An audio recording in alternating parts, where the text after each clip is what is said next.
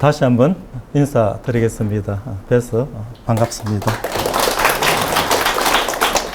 오늘 주제 말씀이 잃어버린 양을 다시 찾으셨던 그 하나님의 마음을 우리가 주제로 삼았습니다. 왜 잃어버린 양을 다시 찾기를 원하실까요? 많은 사람들이 이야기하기를 사랑해서 이렇게 말씀하시는데 저는 그렇게 생각지 않습니다. 그냥 두면 불쌍해서. 우리가 참 하나님 앞에 사랑을 받을 만한 그런 존재가 되지를 못합니다. 그러나 이 땅에 오셔서 십자가에 못 박혀 죽기까지 우리를 구원하신 이유가 그냥 두면 어떻게 되는지 아시기 때문에. 알지 못하는 사람은 겁이 없어요. 죽어봐야 알지 그러는데 죽고 나면 어떻게 될지 아는 사람들 입장에서는 이건 아닌데 내가 어떻게 해야 되지? 이런 마음이 생기지 않겠습니까?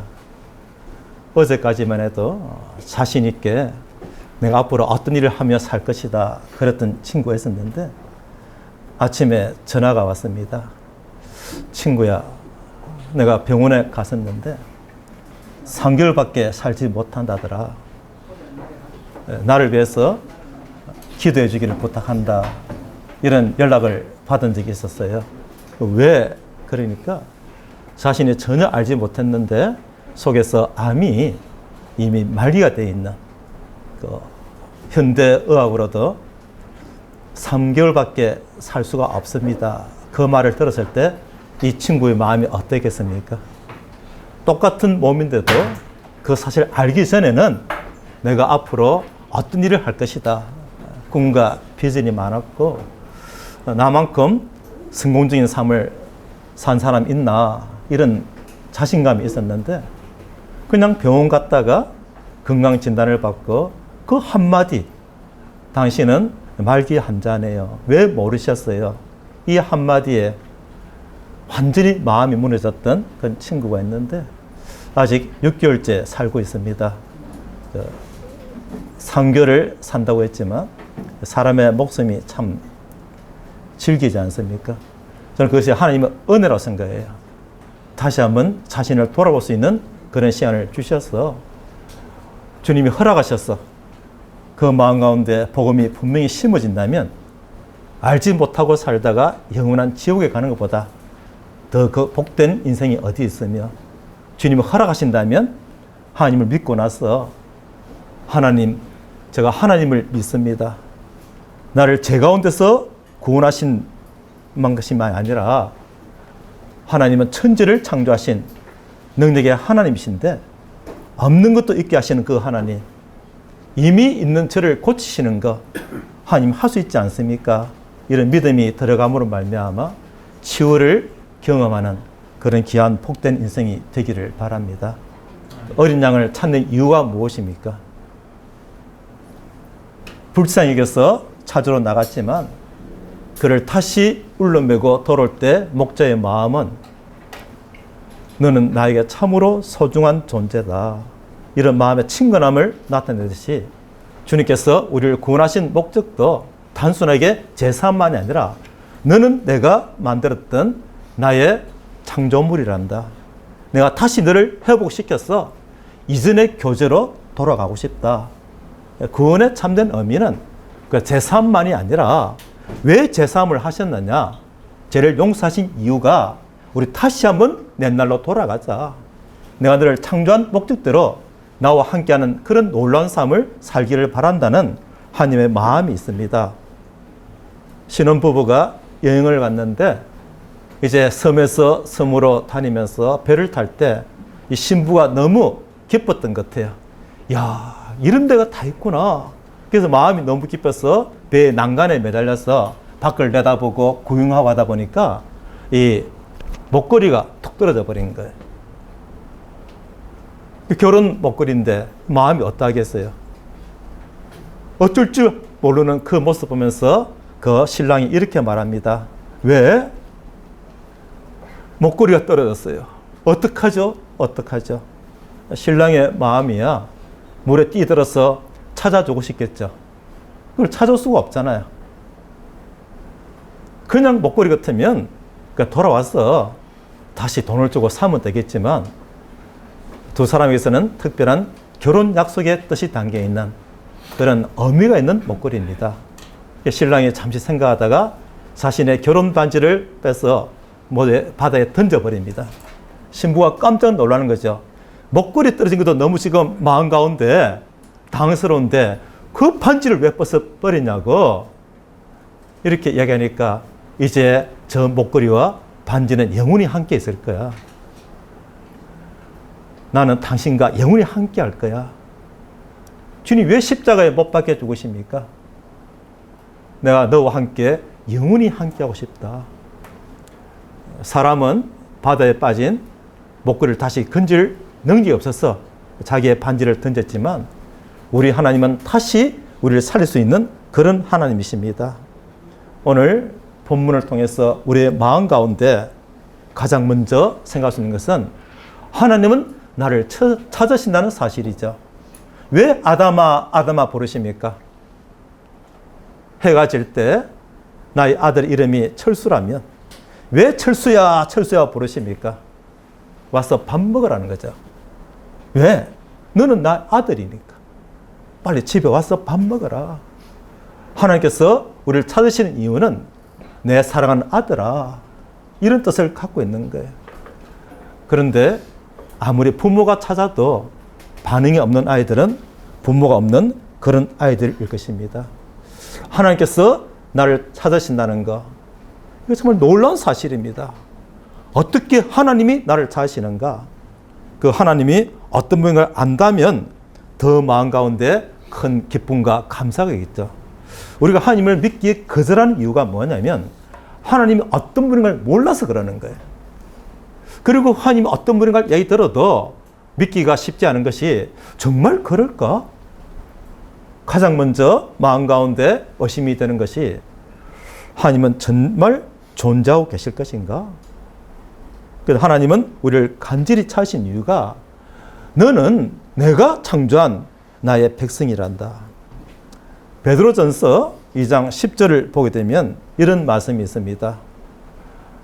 너희가 전에는 백성이 아니더니 이제는 하나님의 백성이요 전에는 긍휼을 알지 못하더니 이제는 긍휼을 얻게 되었다. 이렇게 말씀하고 있어요. 우리는 알지 못했지만 전에는 모든 사람은 죽어서 심판을 받을 수밖에 없는 나를 떠나 있는 그런 인생들이었다.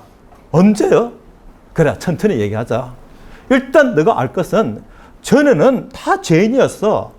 어떤 죄를 지어서 죄인이 아니라 나를 떠나 살기 때문에 그렇게 살 수밖에 없는 그런 인생이었지만 이제는 너가 돌아오기만 하면 내가 너와 함께함으로 말미암아 어떻게 해요? 예수가 너를 위하여 십자가에 못 박혀 죽은 이유가 나에게 다시 돌아올 수 있도록 길을 연 거야. 그래서 이제는 전에는 어쩔 수 없었지. 이제는 돌아올 수 있도록 모든 죄를 다 용서했는데 너가 알지 못하고 여전히 너 갈 길을 가고 있으니까 너무 안타깝다. 앞으로 얼마나 더 갈래? 30년 더 살 거야? 20년 더 살 거야? 너가 내년에 이 자리에 또 있다는 보장이 있어? 너가 너 인생의 주인이라면 내년에 다시 한번 생각해 봅시다 할 수 있지만 오늘 저녁에 죽을지 석 달 뒤에 죽을지 아무도 알 수 없는 그런 인생을 살면서 너는 알지 못했어? 그러는 거야. 오늘날 죄에 대하라면 너희가 나를 믿지 아니하며 이런 요한복음 16장 9절 말씀이 있습니다. 왜냐하면 이미 하나님께 돌아갈 수 있는 길을 여셨고 누구든지 주님께 돌아갈 수 있는 이제는 이런 길이 열렸는데 알지 못하거나 믿지 못하는 그런 안타까운 마음을 지금 하나님이 굉장히 슬퍼하시는 거예요. 하나님이 하시는 말씀은 나는 너를 잃어버렸어. 자식을 잃어버린 경험 있으십니까? 저는 자식을 잃어버린 적은 없지만 저희 부모를 잃어버린 적이 있어요. 저 나이 15살 때 갑자기 부모님을 다 잃었습니다. 아침에 학교 가면서 잘 다녀오겠습니다 하고 인사하고 나갔는데 오후에 오니까 심장마비로 돌아가셨어요. 갑자기 부모를 잃었다는 거. 그 상실된 마음은 겪어보지 않은 사람은 알 수가 없습니다. 서서히 잃어버린 게 아니라 아침에 인사하고 갔는데 오후에 안 계신다는 거. 그 상실된 마음. 나는 어떡하라고. 어린 마음이었지만 제가 순간 두려웠습니다. 나는 어떡하라고. 이제 어떻게 살아가지? 그게 상실된 마음이잖아요. 그런데 저희 어머니가 말을 할 수 있다면 아마 저보다 더 슬픈 마음으로 이야기했을 것 같아요. 너 어떻게 살아갈래? 나 없이 너 어떻게 살아갈래? 이게 자식을 잃어버린 부모의 마음이잖아요. 지금 하나님께서 우리를 향한 마음이 그런 마음으로 대하시는 거예요. 너 어떻게 살아갈래? 그래서 하나님께서 이 땅에 육신을 입고 오신 것이 예수님이신데 우리가 스스로 그 목걸이를 건질 수 없는 것 같이 스스로 자신의 죄의 문제를 해결할 수 없음을 아시기 때문에 내가 대신 모든 죄를 다 내가 덮어쓰고 내가 대신 죄값을 치르겠다. 이런 것이 십자가의 죽으심이라는 것은 다들 알고 있습니다. 하나님을 모르는 사람들도 알고 있어요. 저희 이모는 97세에 돌아가셨는데 무당이었습니다. 평생을 무당으로 사셨지만 그분이 돌아가시기 3일 전에 저의 손을 꼭 붙잡고 하시는 말씀이 야야 너 예수 믿길 잘했다. 너 예수 믿길 잘했다. 그리고 돌아가셨어요. 본인은 교회를 다니지 않았지만 저희 교회 십자가 뭘 말하는지 들었던 거예요. 오늘날 그 정도는 다 알고 있습니다. 그러나 실제로 그런지 내 마음에 믿어지지 않아서 하나님께 나아갈 마음을 못 가졌던 것이죠. 그런데 우리를 잃어버리는 그 하나님이 어떤 마음인지를 안다면 왜 그런 마음을 못 느낄까요? 노후가 있듯이 사후가 있다는 것을 우리는 알고는 있지만 믿지를 못하니까 영혼이 살 것 같죠. 죽음을 생각하는 분들이 아무도 없어요. 언젠간 죽겠지 뭐. 한 번 태어나면 한 번은 죽는 것이고 그것이 아니라 내가 죽고 나면 어떻게 될 것인가 막 마음에 두려움이 있는 사람들은 내가 어떤 삶을 살 것인지 마음에 갈등을 가지는데 그게 하나님이 찾으시는 마음입니다. 오늘 이 자리에 왜 와 계십니까? 초청을 받았고 권함을 받아 와 있지만 내가 거절할 수 있는 거예요. 바쁜 일이 생길 수도 있는 거예요. 그런데 왠지 그래 가봐야겠다. 아 그래 거절하기는 좀 미안하고 다 하나님 주신 마음입니다. 오늘 왠지 올 수 있는 사정이 있어요. 다른 일이 생기지 않았습니다. 하나님께서 지켜 보호하시는 거예요. 하나님 우리를 부르신 거거든요. 내가 죽어보니까 지옥이 있네? 어떡하실 거예요? 죽어보니까 정말 사고가 있고 지옥이 있네? 어떡하실 거예요? 그때 아무리 울부짖은들 무슨 소용이 있겠습니까? 정말 지옥이 있네? 정말 사고가 있네? 그렇게 울부짖지 말라고 하나님께서 우리를 부르시는 거예요. 내가 너를 잃어버렸어. 이 음성이 우리의 마음에 들리기를 바랍니다. 어떻게 우리를 부르셨느냐고요? 자신의 아들 예수 그리스도를 이 땅에 보내셔서 십자가에 대신 죽기까지 우리의 모든 죄값을 치러주시고 이제 됐어? 이제 내가 이 사람을 건져도 돼? 하나님께서는 그렇게 우리를 사랑하신 거예요. 하나님의 부르심이 필요로 없는 사람이 누가 있겠습니까? 우리가 알지 못할 뿐이지 우리의 모든 삶 가운데 하나님께서 부르시는 그 음성은 우리를 부르시는 음성입니다. 그럼 기독교가 뭔데? 기초부터 다 다루기는 너무 시간이 걸리겠지만 가장 기본적인 개념은 그럼 기독교가 뭔데?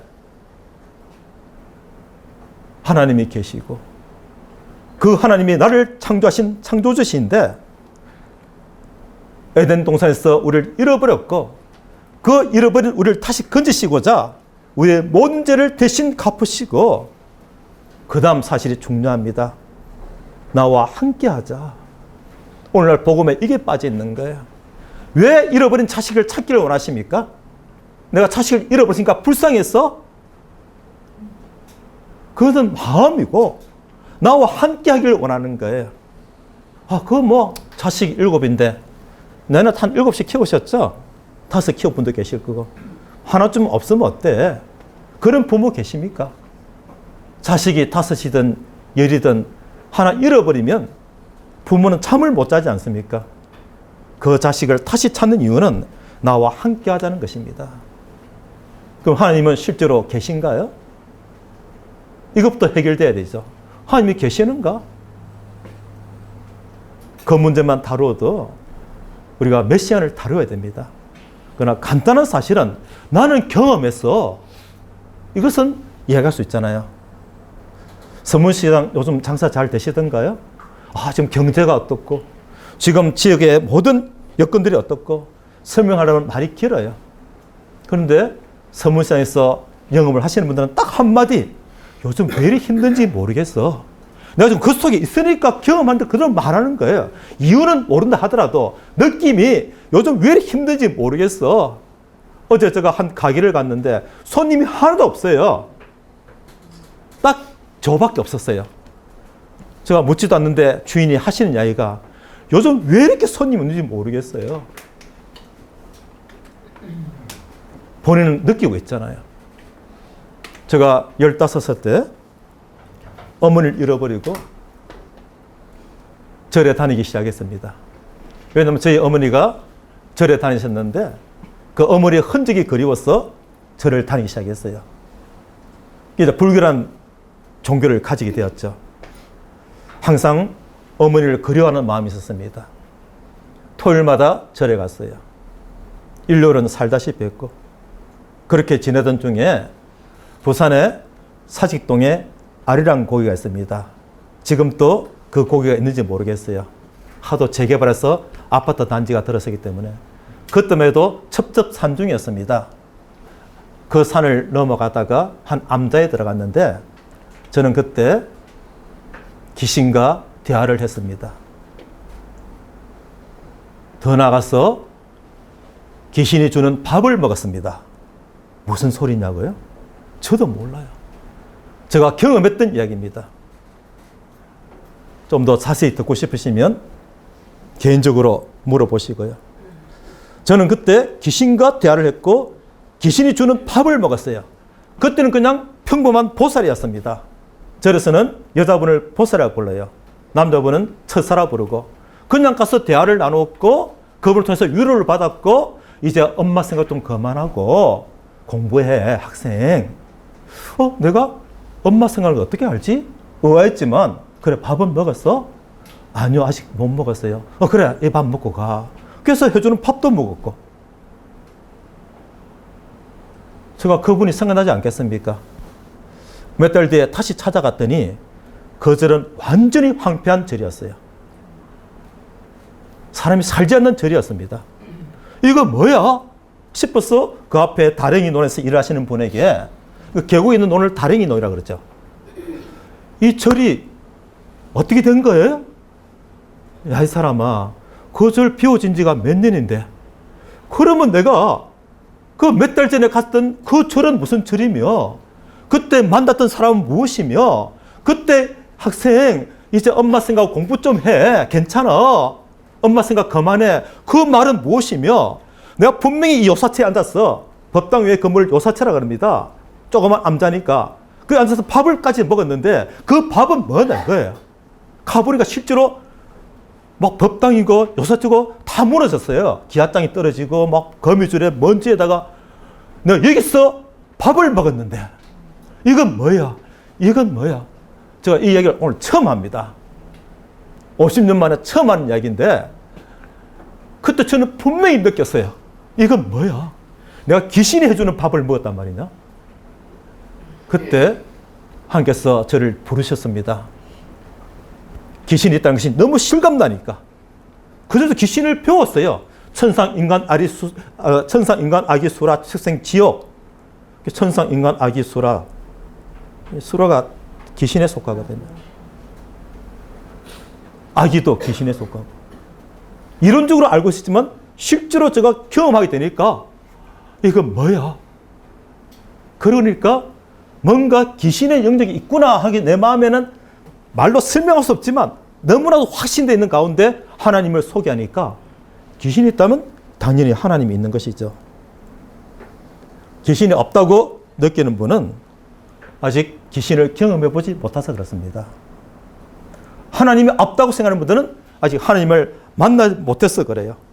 하나님 어디에 계십니까? 아까 우주를 말씀하셨는데 그 강대한 우주를 우리가 어떻게 설명할 수 있겠어요?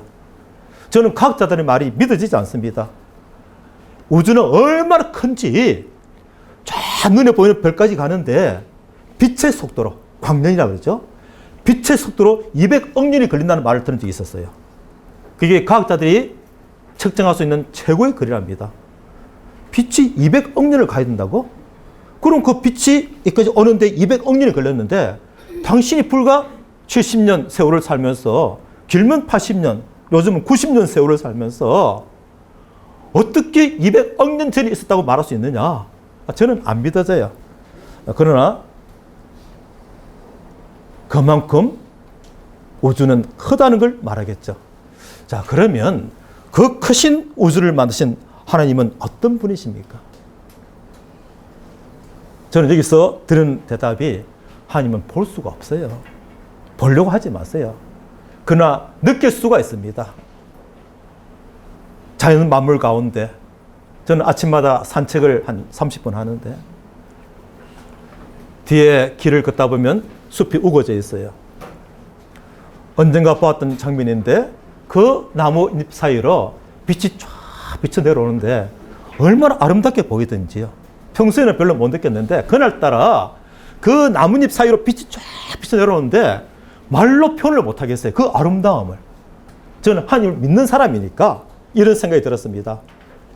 나는 저 빛도 저 아름다움도 내가 다 표현할 수 없는데 저 아름다움을 만드신, 저 빛을 만드신 하나님은 어떤 분이란 말이냐. 그 하나님을 표현할 말이 없습니다. 그러나 우리가 하나님을 만날 수 있는 자리는 저 우주에 있는 것도 아니고 지금 이 자리에 하나님을 만날 수 있는 그런 귀한 자리가 되는 거예요. 하나님 말씀으로 오셨기 때문에. 이전에 우주로 로켓을 처음 쏘아 올린 나라는 지금 러시아, 구소련입니다. 미국보다 우주 항공이 더 발달되어 있었어요. 그래서 최초로 우주선을 타고 사람이 우주에 다녀왔습니다. 그들은 무신론자들이죠. 내리면서 그냥 모든 기자들의 그 환호를 받으면서 그가 자신 있게 말했어요. 우주 가봐도 하나님 없던데? 우주 가봐도 하나님 없던데? 하고 조롱을 했어요. 그리고 얼마 뒤에 미국에서 또 우주로 사람을 보냈죠. 그들은 하나님을 믿는 사람들입니다.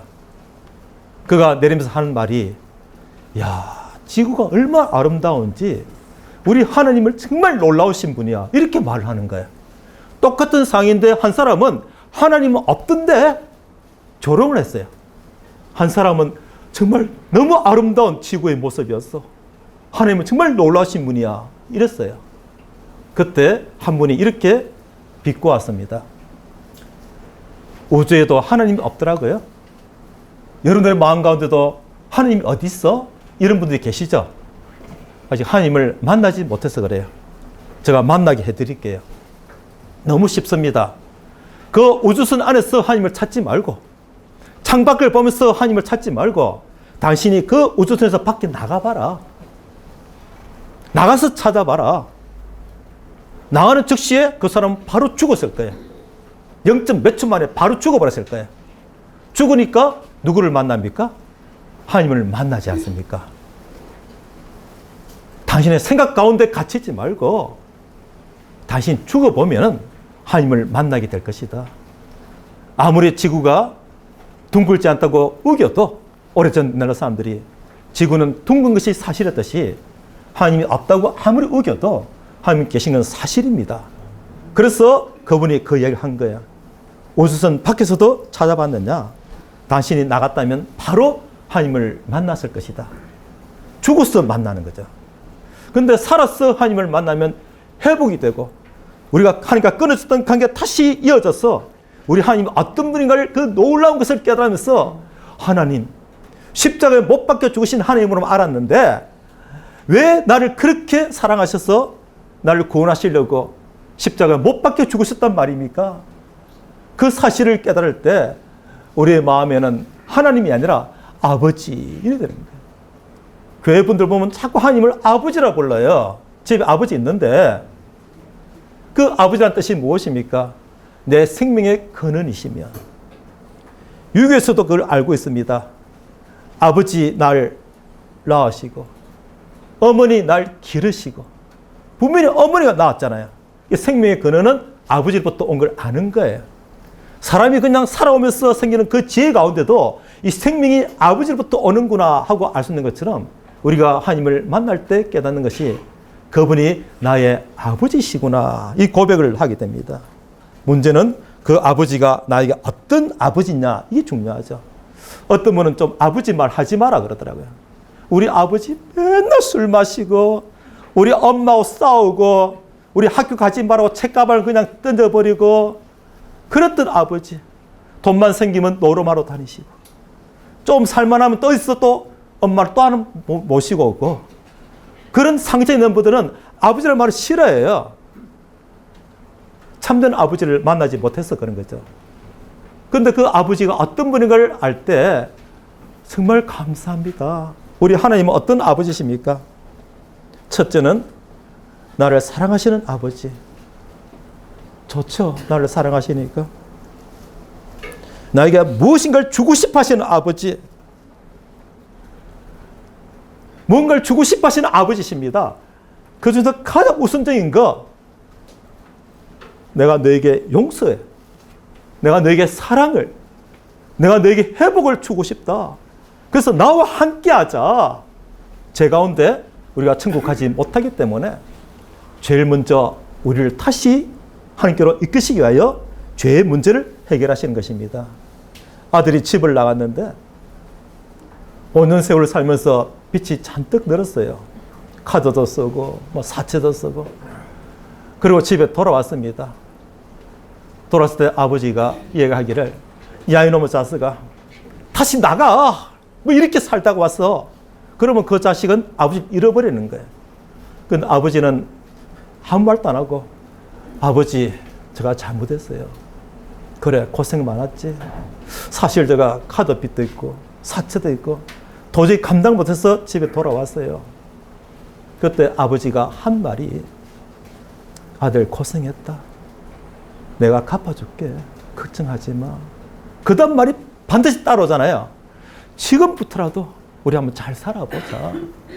그때 아들이 깨닫습니다.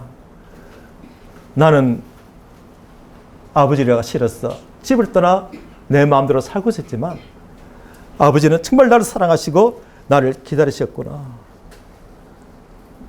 누가복음 15장에 지금 이 본 말씀 뒤에 이어지는 이야기가 잃어버린 달란트라든지 잃어버린 아들 이야기가 나오는데, 다른 건 다 잃어버렸지만 아들은 스스로 집을 나갔어요. 그 집에 다시 돌아왔을 때 아버지가 그러지 않습니까? 내 잃어버렸다가 돌아온 이 아들은 죽었다가 살아난 아들이라고. 그러면서 그 아들을 탁 안아줄 때 집을 나가서 그냥 엉망으로 살던 그 아들이 어찌 눈물을 흘리지 않을 수 있으며, 이것이 바로 아버지의 사랑인데, 이것이 아버지의 사랑인데 내가 모르고 그렇게 살았구나. 지난 세월 내가 그렇게 살았구나 생각하지 않겠습니까? 사랑이 눈에 보이나요? 느끼는 거잖아요. 잠시 손을 한번 들어보실까요? 집중하시기 위해서. 얼굴 한번 닦아보시기 바랍니다. 이 손에 지금 얼마나 세균이 많이 묻었는데 얼굴을 닦는단 말입니까? 눈에 보이지 않을 뿐이에요. 어떤 분은 표현하시기를 지금 여기 손가락 하나하나마다 세균의 일개 군단이 존재하고 있다고 그렇게 표현하더라고요. 눈에 안 보이니까 얼굴 닦아서 얼굴 닦고 눈도 심지어 닦아요. 눈곱 빼느라고.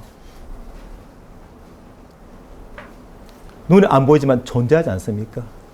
너무나도 간단한 이야기가 지금 다 스마트폰 갖고 계시는데, 사랑하는 손주들, 아들들 보고 싶을 때는 영상통화하지 않습니까? 왜 이 속에 아이가 없는데 아이가 보이나요? 아, 우리 아들, 와, 우리 손주. 왜 그러고 계십니까? 눈에 안 보이는 전파가 있지 않습니까? 그리고 내 마음 가운데 막 마음 뜨겁죠? 그런 아이들 보면. 여기 좀 연세 있는 분들은 뭐 공감이 되실 텐데, 제가 보기에는 젊어 보여도 나이가 많습니다. 손주 둘이 있어요.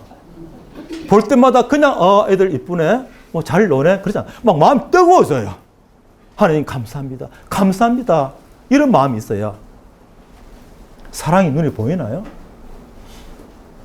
하나님을 모르는 사람이 이렇게 말했습니다. 하나님이 어디 있어? 영혼이 어디 있어? 내가 그렇게 많은 사람을 해부해봤지만, 의과 박사입니다. 그렇게 많은 사람을 해부해봤지만 영혼이 없던데 뭐. 사람은 그냥 고기야, 고기. 무신론자입니다. 그때 옆에 있는 교수가 이렇게 말합니다. 교수님, 아이들을 사랑하시나요? 네, 사랑하죠. 우리 애들만 생각하면 내가 정말 살맛이 나요. 그래요? 그 칼 좀 빌려주세요.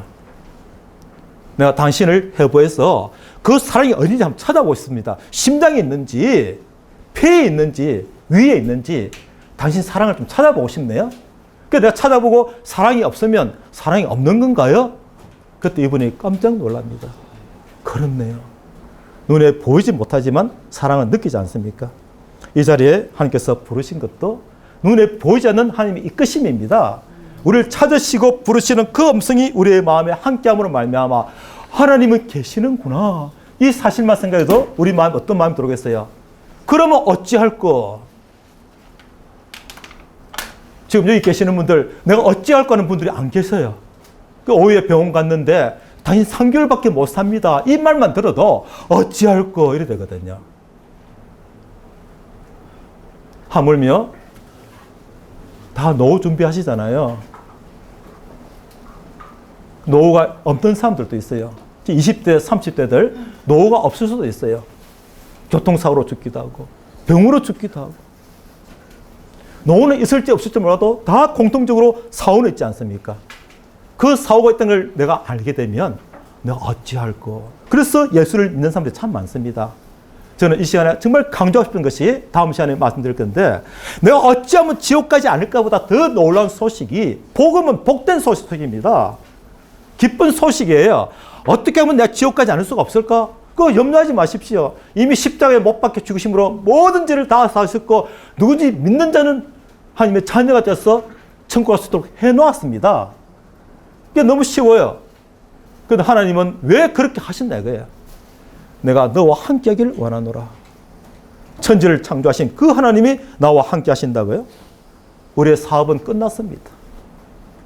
대구시장이 나와 함께 하시고 나를 밀어줘도 해볼 만한데, 국회의원이 나와 함께하고 나를 밀어줘도 해볼 만한데, 천지의 만물의 주인 되신 하나님이 나와 함께 하시고 내가 너를 축복하기를 원하노라. 왜냐하면 그 축복을 통해서 내가 너에게 부탁할 일이 있다는 거예요. 내가 너에게 부탁할 일이 있다. 나 영광을 드러내주는 그런 놀라운 삶을 살기를 원한다. 이 소식을 들을 때 남은 인생이 살만하지 않겠습니까? 한번 사업을 해볼 만 하잖아요. 그냥 먹고 사는 사업이라면 너무 애쓰지 마세요. 제가 한 달에 열심히 그냥 밥 사 먹어봐도 돈 100만 원을 못 쓰더라고요. 점심 사 먹고 저녁 사 먹고 점심 사 먹고 저녁 사 먹고 어제같이 김밥 사 먹고 뭐. 100만 원 쓰면 충분해요. 그런데 정말 많은 사람들을 위해서 하나님의 영광을 드러내고 그 미얀마의 그 많은 아이들 위해서 내가 그들 구제하고 학교 가지 못한 애들 정말 그 아이들 불쌍해서 미국에 유교 끝나고 미국의 군인들이 우리 아이들 너무 불쌍해서 미국 많이 데려갔잖아요.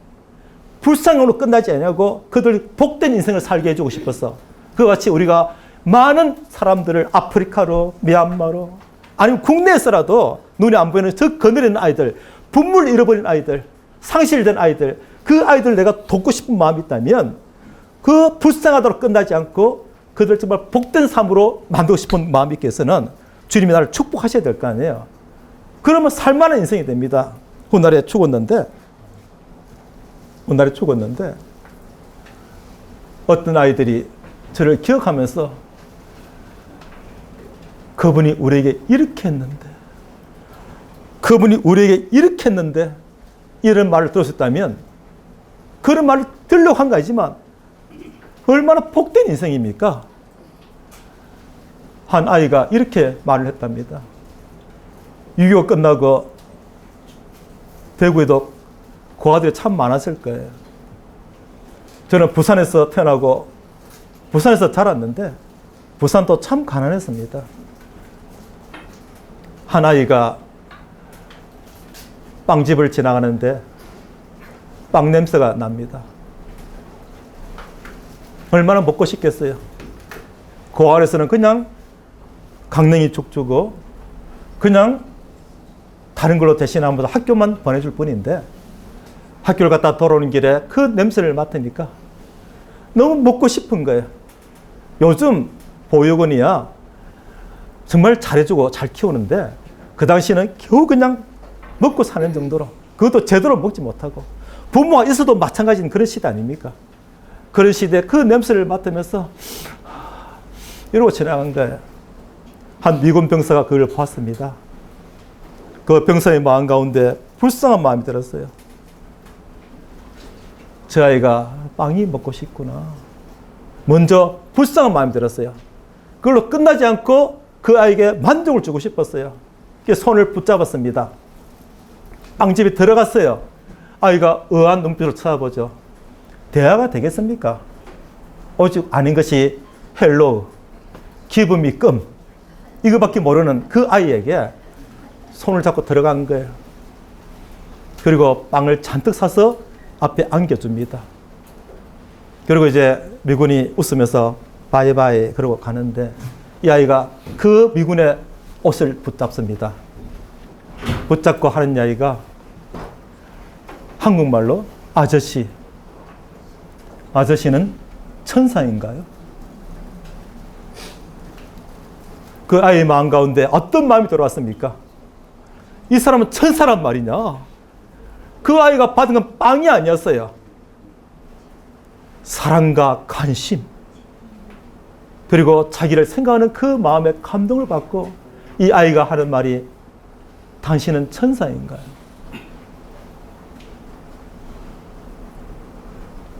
우리가 사랑을 받을 때 그런 감동이 밀려오는데 하나님께서 나를 위하여 독생자 예수 그리스도를 이 땅에 보내시고 십자가에 못 박혀 죽으심으로 말미암아 내 죄가 사했다는 사실을 들을 때 우리가 어떻게 어째요 나 같은 자를 이렇게 사랑하십니까? 이런 말이 나오지 않을 수 있겠습니까? 많은 분들이 인생이 공허하다 그래요. 가난한 사람들이 공허하다 그러면 좀 이해됩니다. 너무 애쓰며 살지 마라. 살아보니까 다 별것도 아니더라. 정말 별걸 안 살아봐서 그런 거예요. 그런데 어떤 부자들도 살아보니까 별거 아니더라. 이런 말을 하시거든요. 살아보니까 별거 아니더라. 그 이야기는 내 속에 여전히 만족이 없는 뭔가 공허한 마음이 있다는 거예요. 그 공허한 마음이 왜 있느냐면 우리가 하나님을 떠나 있는 인생이기 때문에 그런 거예요. 나는 알지 못했지만 그 에덴 동산에서 어떤 일이 있었는지 제가 다음 시간에 말씀드릴 건데 에덴 동산에 있었던 그 일로 말미암아 내가 하나님을 떠나 있는 인생이 되었던 거예요. 죄가 무엇입니까? 하나님을 떠났기 때문에 내 마음대로 사는 거잖아요. 그래서 하나님을 떠났기 때문에 여러 가지 죄를 지으며 살았구나 이 개념은 아니고 하나님을 떠나 있기 때문에 내 마음 가운데 내 마음대로 살고 싶어 했구나. 내 마음대로 살 것이기 때문에 죄를 짓는 거예요. 그래서 죄를 지으면서 마음대로 살아왔지만 사람이 죄를 지으면 어디까지 가느냐면요. 저 이런 용어는 참 설명하고 싶지 않은데 뭐란 용어가 있어요. 또 말씀드리면 또 다 그냥 인터넷에 조회하시고 유튜브 보셔가지고 좋지 못한 영향을 받을까 싶어서 제가 말씀을 안 드리는데 이것저것 다 해봐도 만족이 없거든요.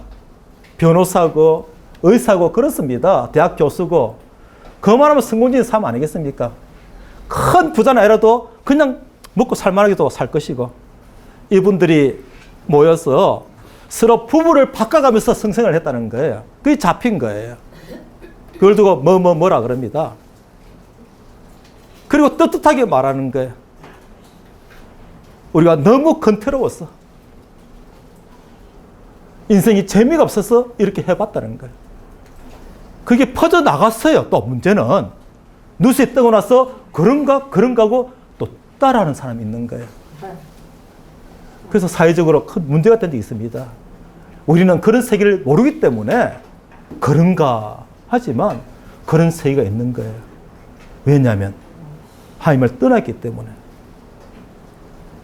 짐승보다 더 못한 그런 삶을 사는 이유가 무엇입니까? 마음이 공허하고 마음이 만족이 없기 때문에. 그들은 불쌍한 사람들입니다. 그들은 하나님을 필요로 하는 사람들이에요. 그럼 우리는 삶 가운데 하나님을 필요로 하지 않습니까? 하나님은 나를 창조하신 분이고 지금 또 나를 지고 계시는 분입니다. 지금이라도 하나님께서 나를 놓아버리시면 흑인이 흑으로 돌아갈 수밖에 없는 그런 인생이에요. 자, 목숨이 얼마나 남았느냐? 목숨이 뭐예요? 목에 숨이잖아요. 호흡을 얼마나 더 할 수 있느냐? 지금 여러분 앉아 계신 거 기적이에요. 기적. 어떻게 60년, 70년 살았는데 지금도 폐가 뛰고 있고 지금도 심장이 뛰고 있고 지금도 뇌가 멀쩡하고 이게 기적 아닙니까? 치매 안 오신 거 기적이에요. 정상 아니에요. 왜냐하면 하나님께서 나를 사랑하시고 나를 불쌍히 계셔서 나에게 하나님을 믿을 수 있는 기회를 주시려고 지금 나의 건강을 붙들고 계시는 거예요. 지금 병원에 누워 계시면 복음 못 듣습니다. 할머니 예수 믿어야 돼요. 너 누구?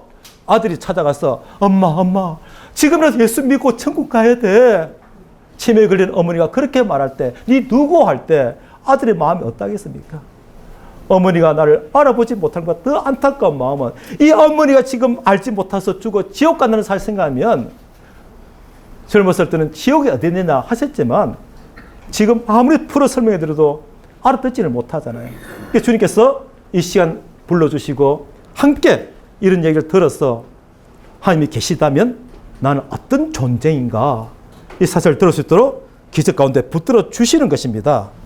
말씀 하나 읽고 마치겠습니다. 이 사실을 두고 하나님께서 우리 마음 가운데 인생은 이런 거야 하는 것이 이사야 40장 6절로 8절 말씀인데 이사야 40장 6절로 8절 말씀입니다.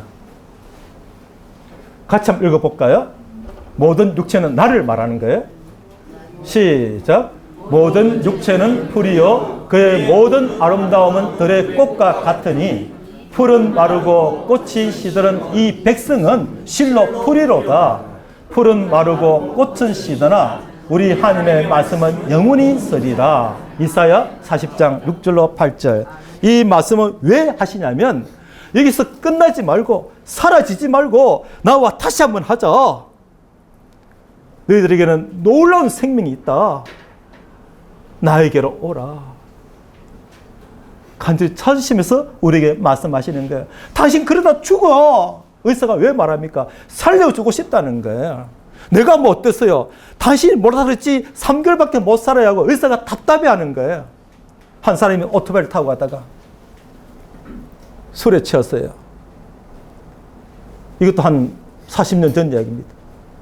밤에 확 타고 가는데 전봇대 옆에 새 줄이 있죠, 그죠? 넘어지지 말라고 그랬는가? 요즘도 그런지 모르겠어요. 그 줄을 못 보고 밤에 지나가다 턱에 탁 끌려버린 거예요. 그리고 자빠져 오토바이는 달려가 버리고. 지난 사람이 급히 병원을 옮겼습니다. 지금처럼 어루 수술이 되는 거 아니고 뭐 119가 제대로 되는 거 아니고 목이 반쯤 끊어져 버렸어요. 숨은 깔딱 깔딱 하지만 술이 취해 있는 거예요. 의사가 와서 막 그냥 수술해 주려고 막 붙드니까 나라 차별아 이러고 있는 거예요. 자기 현실을 모르는 거죠. 근데 의사가 그에게 피가 맺혔으니까 막 목에다가 입을 대고 막 빨아줍니다. 왜냐하면 당장에 이 기도를 막고 있으니까 굳어버린 피가. 그게 막 빨아내가지고 그 피를 뽑아내고 급하게 수술에 살렸어요. 이 사람이 회복되는 단계에 그 얘기를 다 듣게 됩니다. 술이 깬 거죠. 의사가 회진할 때 이야기합니다. 선생님, 저 같은 자가 무엇이간데 저 목에다가 입을 대어서 피를 빨아내기까지 저를 살려주셨습니까? 그때 이분이 하시는 말씀이 내가 실수했어요. 무슨 말씀이에요? 내 아는 사람인 줄 알았어요. 이분이 밤에 자기 아는 사람으로 착각한 거예요. 비슷하게 생겨서. 내가 당신을 그렇게 살릴 이유가 없어요. 내 아는 사람인 줄 알았어요. 하고서 같이 웃었다는 실화예요, 실화. 제가 이름 또 거론할 수 있습니다. 혹시 또 이 방송 들을까 싶어서 제가 자존심 그분의 존중해서 안 하는 건데 그때 이분이 하나님이 나를 살리시구나. 그분의 마음 가운데 왠지 이 사람이 내 아는 사람 같이 느끼신 거예요. 제가 이 시간에 지금 왜 와 있습니까? 저 이번에 참 여러 군데 나름대로 말씀도 전하다니고 복음도 전하지만 이번만큼 내 마음에 기도하고 주님이 하셔야 됩니다 하고 간절한 점이 없었어요. 왜냐면요, 이유 하나밖에 없어요. 야, 그 사람 와서 말씀 전할 때 내가 예수가 믿어지더라 이 말을 듣고 싶은 게 아니라 여기 계신 분들 한 분 한 분 초청하시려고 얼마나 애를 썼을까. 왜? 이렇게 사람들을 모아놨어가 아니라 다 주님 만나야 되는데 천국 가야 되는데 하나님이 함께 하시는 삶이 어떤 걸 깨닫고 놀라운 삶을 사는 그 삶을 내가 소개하고 싶다는 이 센터장님과 아울러 여러 직원들의 안타까운 마음을 막 느끼시는 거예요. 그렇다면 나도 동참해야지. 그래서 막 간절한 마음으로 제가 기도했습니다. 그리고 오면서 선물을 4개 사왔어요. 끝나면 추첨도 한다는데 나도 동참하고 싶어. 이 마음이 무슨 마음입니까? 함께 하고 싶은 마음. 어떤 자리요? 하나님이 부르시는 음성을 듣고 하나님을 찾으시고 하나님을 만나서 내가 이제 새로운 삶을 살게 되었다는 기뻐하시는 그런 놀라운 일에 저도 함께 동참하고 싶은 거예요. 함께 기도하겠습니다. 은혜로우신 아버지 하나님, 우리가 하나님을 알지를 못했습니다. 하나님을 안다 하더라도 하나님을 제대로 알지를 못했습니다. 주님, 이 시간 저희들 불러 모아주시고 인생에 많은 급한 일들도 있지만 더 중요한 일이 있다면 나의 인생을 돌아보는 그런 시간일 것입니다. 우리에게 이 귀한 시간을 허락하시니 감사하고 하나님을 만나는 귀한 복들과 아울러 주님과 함께 하는 삶이 어떤 삶인지 남은 인생 가운데 경험하는 귀한 삶들로 축복하여 주시옵소서. 성령께서 친히 마음들 열어주시고 말씀하심으로 안타까운 마음으로 간절한 마음으로 우리를 불쌍히 여기시고 우리를 또 기뻐하시며 우리를 가슴에 안으시는 그 하나님의 마음을 볼 수 있도록 도와주시옵소서. 하나님의 그 눈물이, 그 뜨거운 눈물이 우리의 가슴에 떨어지는 것을 겪을 수 있도록 주님 축복하여 주시기를 간절히 바랍니다. 성령이 임하시면 너희가 권능을 받고 성령이 함께 하시는 그런 삶을 경험할 수 있도록 은혜 베풀어 주시옵소서. 예수님 이름으로 기도하옵나이다. 아멘. 네, 첫째 시간 마치도록 하겠습니다.